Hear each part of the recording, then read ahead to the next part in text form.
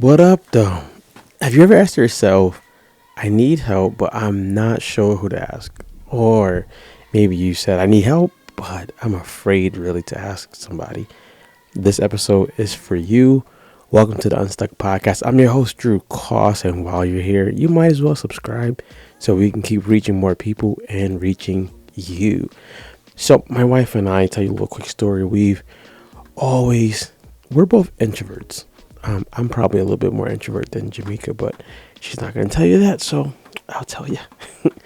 And something that we mentioned was we want to grow in our marriage, and we want to grow with other people. We want to grow with people who are smarter, wiser, been married longer, and people who have been married a short amount of time and equal. So we want to grow.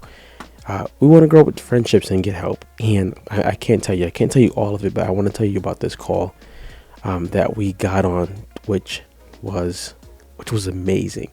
So first, when we think of getting help, I think we're getting past the place where we're not thinking that something is wrong with us when we ask for help. By now, asking for help is probably one of the most underrated things that you could think of. And why do I say that? It's underrated because you are going farther than what you would be, and you're doing it with half of the scars. So imagine going farther and then not getting all the scars that usually comes with actually going anywhere. So we scheduled this meeting with this couple, and I cannot tell you. I was going to give you a couple of nuggets that they gave, and it blew me away. So first thing is they started to not put the words homework out. They called it growth work, which I'm using for all my programs. So I'm going to be using for all my programs, not homework, but growth work. And the reason for that is when you want to grow, you have to do some work. You know that by now. But when you want to grow, if you keep looking at it as just like, oh, I got another assignment, another task, it's probably going to be put off. We know that. So they worded it as growth work. Amazing. Like it helped me out a lot. Now, I'll give a couple of reasons, a couple of things that they said. One thing they said is you have to be willing to adopt a different way of thinking.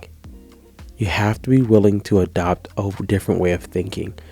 For anybody who hates change, for anybody who does not like changing, you know for a fact it's super hard to actually want to change.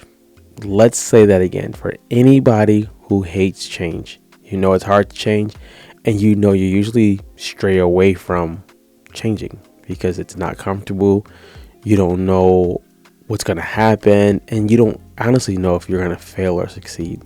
That alone can shake up the best of us. So they talked about adopting a different way of thinking and adopting sometimes your partner's way of thinking.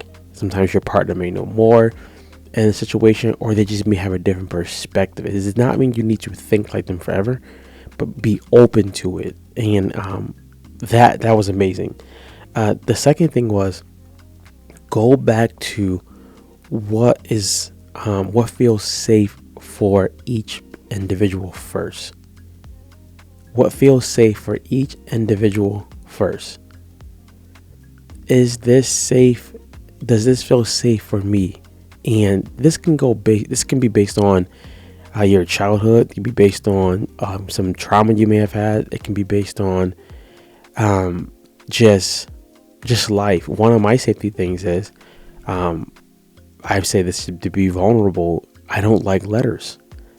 Like I don't like love letters and things like that. And the reason why is because I've forgiven my dad. We have a better relationship.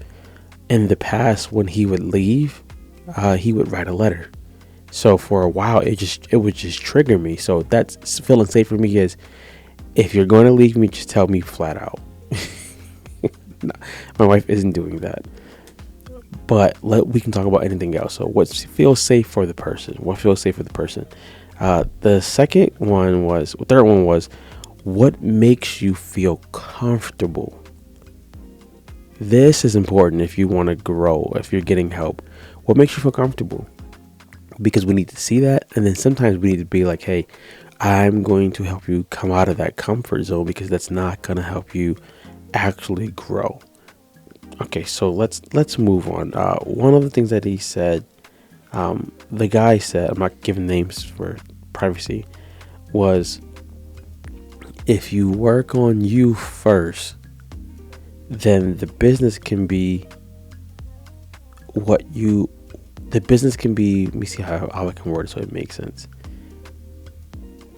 You work on you first, and then you find out the business can be what you want the business to be. The business can be what it should be if you work on you first, not the business first. And that's usually what people who are in business of any sort usually do. You work on the business more. Jim Rohn used to have a quote when he says, if work on you more than you do your job. Amazing. Let's pause real quick, because you might have not subscribed. So I need you to subscribe so that we can keep talking to you and helping other people out. With all of that, the last analogy that he gave, and we'll wrap up, it's a short one today. The last analogy that he gave was, you have to think about it like monkey bars. Now, for those who've never played on monkey bars, God help you. I'm sorry. If you never played on monkey bars, you know that you have to start usually with either one hand on the monkey bars and the other hand getting ready to grab the next one. Or if you're nervous, you usually go both hands on one monkey bar and you wait to swing. If you're adventurous, something I used to do and it wasn't safe was, I would put both hands on a monkey bar and then I would skip a monkey bar and grab the next one. It wasn't safe at all. It wasn't cool, but it worked. Now with that, right? With that, you have to let go of the monkey bar to get to the next one, which is an analogy for, you have to be willing to let go of the past. If you want bigger and you want more, asking for help is incredible, but then you got to do what you're being taught. Something that they challenged us to do, which is to spend 12 to 16 hours doing an assignment. Get away, do this assignment, because it's going to 10x our lives. Why am I saying all of this? Why am I giving you all this information? I want to help you out, because something that has always been on my heart was, don't leave people the way you found them. Help them out if you can. Give them some information, give them some game, help them out, but don't leave people the way you found them. Number 2, I don't think it's a shortage of help. I think it's a shortage of people directing where that help is. So it could be tons of help right over there, but if you don't know that, you're going to just suffer. And then number 3, I really want us to get past the place of, I can do this thing on my own. Yes, you can, but it's going to take longer. Yes, you can, but it's going to require so much more scars. Yes, you can, but it's also going to probably slow you down if you have to do it all. If you look at most successful businesses that are not solopreneurs, they have help. And they have help in the areas that they even may be good at, because you can't do it all. So we're using this episode just to help you out, and some quick nuggets that I got from these amazing people. There's a lot more, but I'm just showing you guys just a brief overview. But let the monkey bars analogy help you out. Gotta be willing to let go of what you know sometimes to go forward to something else.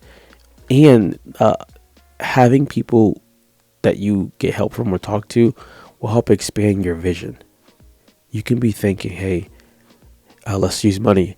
I only want to make $3,000 a month, and they're telling you, hey, you have the ability to make 10K. There's so much more out there, not just money wise, but spiritually, physically, emotionally for us, that sometimes we never tap into because we don't get the help. So ask yourself, who do I need to ask for help? If you need help from a fitness phase standpoint, hit me up. If you need help from a financial standpoint, hit somebody up. And you never know what they're going to say. We initially hit these people up and we were like, hey, let's save up so we can pay for a consultation because they're business owners also. And they told us, we're not going to charge you. We're going to just get on a Zoom and we're going to talk. And it was packed with information from the start to the finish.